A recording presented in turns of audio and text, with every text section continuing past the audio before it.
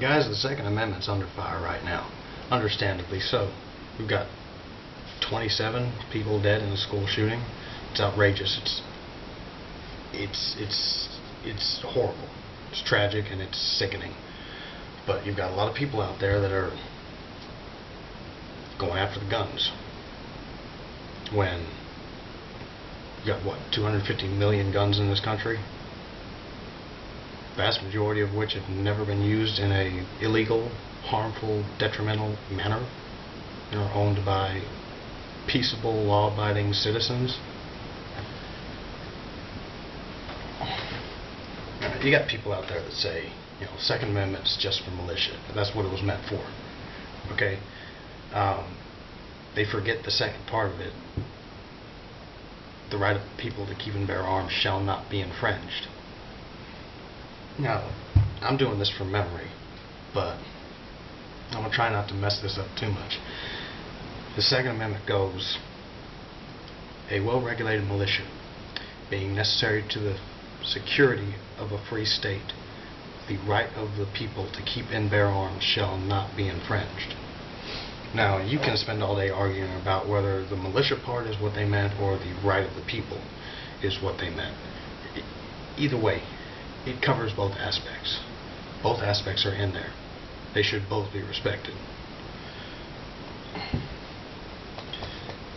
The Founding Fathers put the Second Amendment in there because they knew that without that amendment, the rest of them were just words on paper. There was no way to effectively enforce them. They wanted the national government to fear and respect the citizens that it governed through their allowing them to govern them. Plain and simple. You take the guns out of the hands of the citizens, government's free to do whatever the hell they want to, free of consequence. Because then only the cops, the bad guys who don't give a shit anyway, and the military have guns. And you think the bad guys are going to be on your side when the government decides to do some dumb shit that you don't agree with or get tyrannical? I hope to God I don't even believe in that never happens, but you know what? It is a very distinct possibility. Not now, but maybe sometime well advanced in the future. It's a hell of a foreign deterrent. In World War II, Emperor Hirohito of Japan went to Admiral Yamamoto, I believe is what his name was. It's been a while since my last history class, and said he was vehement. He wanted to invade the shores of the United States of America because they felt, accurately so, that our military at that time was weak. It was ill-prepared and soft. They were. Here's the thing. Admiral Yamamoto told Emperor Hirohito that there was no way in hell that he was going to put the Empire's military personnel at risk invading the shores of the United States of America. Not because they feared our government, and damn sure not because they feared our weak-ass military at the time.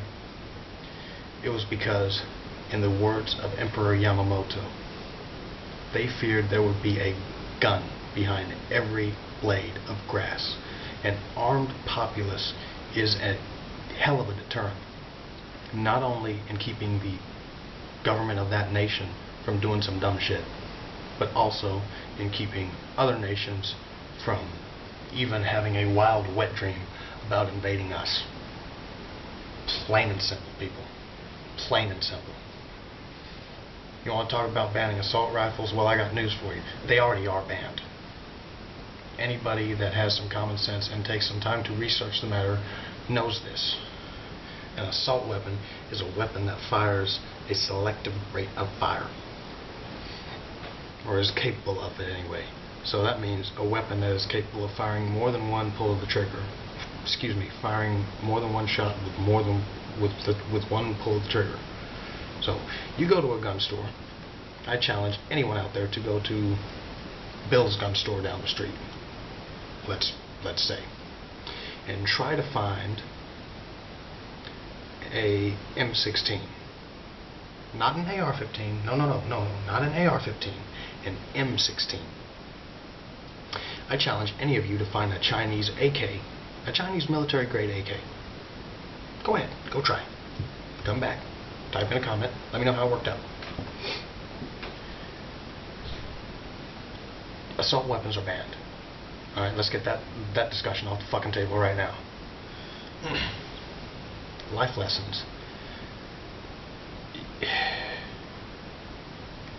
Some of the best lessons in responsibility and safety I learned behind the trigger of a firearm, and I am thankful every day that my father taught me how to shoot, and my parents gave me my first guns. They instilled in me they instilled in me, the belief that human life is sacred long before I ever had a gun. But them giving me that gun and explaining it to me, how dangerous it can be, that put it in a whole new perspective for me. At 13 years of age, with a .22 rifle, I could kill someone like that. Now, I have never done it. I'm not looking forward to ever doing it, and I don't ever want to do it. But I'll be damned if I have someone try to mug me and I'm going to let them just take my money. But it put it all into a whole new perspective for me. How sacred and fragile human life is and how valuable it is. Also taught me responsibility and accountability. How the simplest, tiniest thing can have irreversible and damning consequences. Self-defense. The Second Amendment goes so much further than just hunting. Plain and simple. It does. With the Second Amendment and the right to keep and bear arms and the right to carry a handgun concealed or openly, depending on your state law, what you have done is you have given at the risk of sounding sexist, you have given a 115-pound female the ability to stave off an attack from a 250-pound rapist. You have given an old, frail, elderly man in a wheelchair the ability to hold at bay and neutralize a threat from a group of young thugs.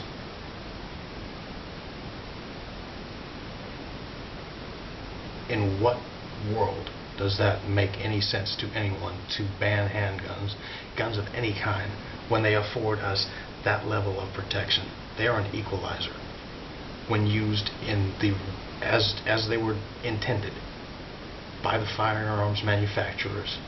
They are a force, a positive force of nature and physics and science and law and justice in this world, plain and simple. You think that they'd be having the issues they have in Syria or Libya or Egypt or Afghanistan or any of those countries if those countries had a right, not a privilege, a right, as we do in the United States, to keep and bear arms, to hold their government, to be able to have an actual means of holding their government accountable, aside from words on a fucking piece of paper, that they can just